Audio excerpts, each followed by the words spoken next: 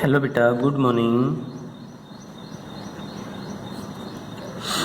आज हम पढ़ेंगे रिलेटिव वेलोसिटी। इससे जो पहला हमारा टॉपिक था वो बेटा नॉन यूनिफॉर्म मोशन था और उसके टाइप के बारे में।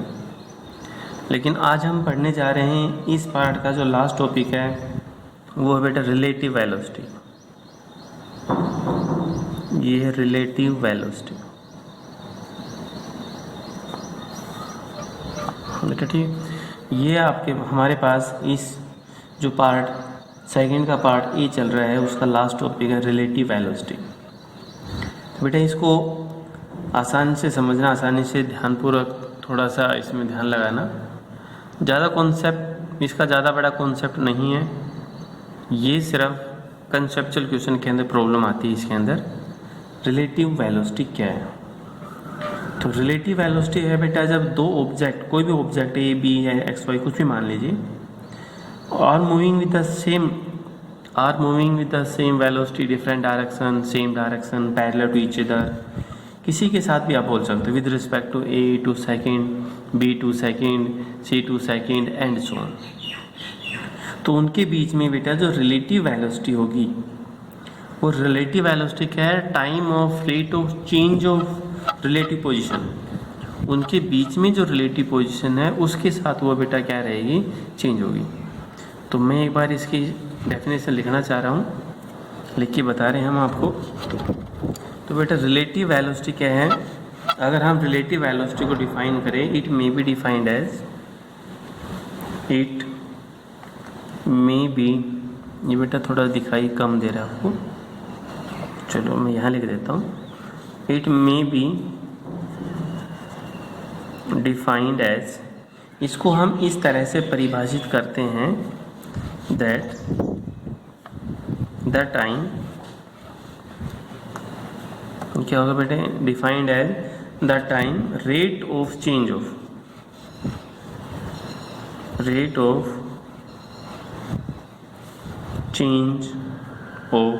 जो रेट है बेटा, rate of change of relative position,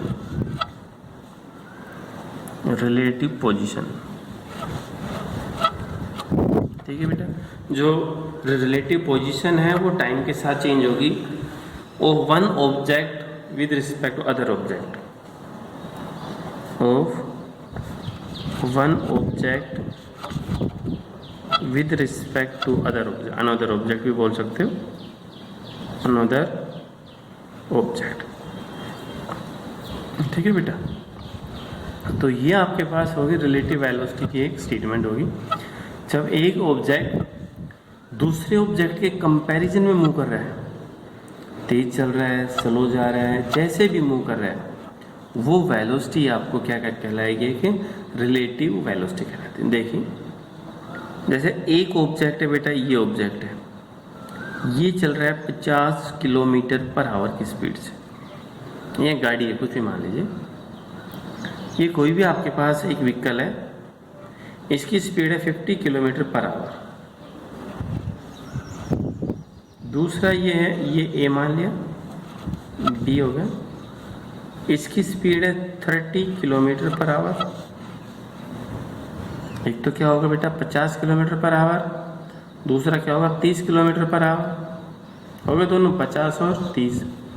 आप सीधी सी बात है कि 50 किलोमीटर आगे जाएगा, ये इससे आगे चला जाएगा, तो ये इससे आगे कितना जा रहा है बेटा? 20 किलोमीटर पर सेकंड। तो दोनों के बीच में जो डिफरेंस आया वो आपके पास क्या होगा बेटा? ये रिलेटिव वेलोसिटी होगा। यानी हम एक दूसरे का आपस में कंपैरिजन करते हैं ना, तो उसके दौरान जो वेलोसिटी होगी बेटा, वो वेलोसिटी क्या कहलाएगी? कि रिलेटिव वेलोसिटी कहलाती है, ठीक है। तो शायद रिलेटिव वेलोसिटी का कॉन्सेप्ट आपके समझ में आया होगा, रिलेटिव वेलोसिटी। तो अगर हम बाकी वेलोसिटी की डेफिनेशन वही है, displacement upon time, position upon time is known as velocity. सिर्फ इस वेलोसिटी में दो का कंपैरिजन कर दिया गया, जो दो ऑब्जेक्ट है उनकी जो वेलोसिटी है उसके बीच में दोनों का कंपैरिजन हो गया। तो बेटा ये वेलोसिटी क्या होगी आपके पास है? कि रिलेटिव वेलोसिटी। अब देखो इसके अंदर अगर हम पॉइंट की बात करें, हम देखिए जैसे पहला पॉइंट लेके चल रहे हैं, if the two object, if the two object, बेटा एक minute, if the two object, नाम कुछ भी रख लो बेटा, ए एंड बी, दो ऑब्जेक्ट है ए और B, are moving with the same velocity, with the same velocity या सेम डायरेक्शन, मैं पहले सेम डायरेक्शन बोल देता हूँ, same direction, then relative velocity, relative velocity होगा बेटा V A minus V B, ज़्यादा जिसकी वेलोसिटी थी उसमें से कम की जो वेलोसिटी है उसको माइनस कर दिया, तो ये आपने लिख दिया बेटा वी ए बी बराबर क्या लिख दिया, V A minus V B. तो जो ये आपके पास वेलोसिटी आ गई, ये वेलोसिटी बेटा क्या हो गया कि रिलेटिव वेलोसिटी। ये रिलेटिव वेलोसिटी क्या है? ये तो है बेटा जब सेम डायरेक्शन में मूव कर रहा है, तो if the two object A and B are moving with the same direction with different velocity, यहाँ पर एक वर्ड और आएगा विद डिफरेंट वेलोसिटी, वेलोसिटी दोनों की डिफरेंट है तब, तो उनके बीच में जो रिलेटिव वेलोसिटी है बेटा वो क्या आ गया आपके पास, V A minus V B. दूसरा पॉइंट है, if the two object A and B, दो ऑब्जेक्ट बेटा A and B are moving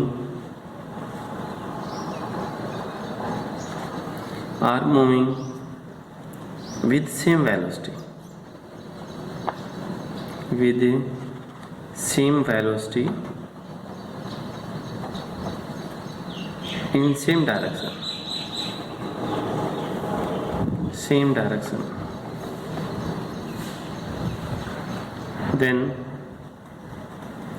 relative velocity बेटा जो है V A minus V B कितना होगा, 0, क्योंकि दोनों की वेलोसिटी क्या है बेटा, सेम है, सेम होते वहाँ पर कितना होगा, 0 होगा।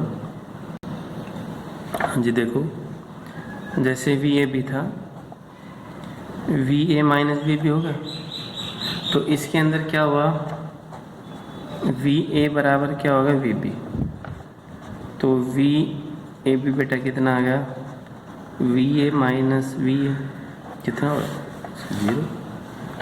दोनों का कंपैरिजन है, दोनों पैरेलल जा रही है, एक साथ चल रही है, जैसे ही दोनों पैरेलल आपस में चल रही है तो उनके बीच में रिलेटिव वेलोसिटी कितनी आएगी बेटा, ये आ गई, ठीक है। ये तो है बेटा सेम डायरेक्शन। तीसरा पॉइंट जो है, if two object A and B,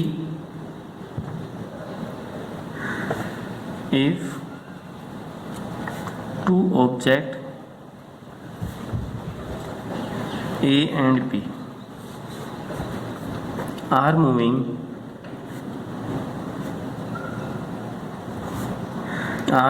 with different velocity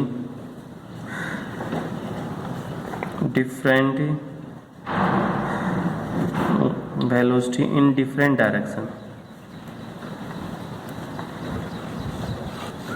okay बेटा। तब उसके केस में हम देखेंगे रिलेटिव वेलोसिटी क्या है, तो बेटा रिलेटिव वेलोसिटी अगर डिफरेंट डायरेक्शन में, अपोजिट डायरेक्शन में, डिफरेंट डायरेक्शन का अर्थ क्या है, यहाँ पर जो डिफरेंट है इसका डायरेक्शन क्या हो सकता है बेटा, अपोजिट ही हो सकता है, ये भी ध्यान रखिए। जो डिफरेंट है इसका अर्थ क्या हो सकता है बेटा, एक अपोजिट ही हो सकता है, तो उसके केस में क्या होगा बेटा, V A B, V A plus क्या हो जाएगा, वी बी, वी ए बेटा। जो अपोजिट डायरेक्शन में चल रहे हैं तो उनका क्या हो जाता है बेटा, प्लस, और सेम डायरेक्शन में जाती है तो उनका क्या होगा, अपोजिट। देखो जैसे ऑब्जेक्ट ए है बेटा, देखिए जैसे ऑब्जेक्ट ए है 50 किलोमीटर पर आवर की स्पीड से चल रहा है, ऑब्जेक्ट बी है, ये भी 50 किलोमीटर पर आवर की स्पीड से चल रहे हैं, तो दोनों के रिलेटिव वेलोसिटी अपोजिट अगर डायरेक्शन है, सेम डायरेक्शन हो, अपोजिट डायरेक्शन हो, बीच में साइन कैसा आएगा, प्लस आएगा, ये ध्यान रखिए। तो कितना होगा इनका 100, सेम डायरेक्शन में जाता है, कितना होगा बेटा 0। ठीक है, तो ये बेटा एक छोटा सा कॉन्सेप्ट था, एक रिलेटिव वेलोसिटी क्या है। यहाँ पर आपका सेकंड ए पार्ट है वो बेटा ओवर हो गया।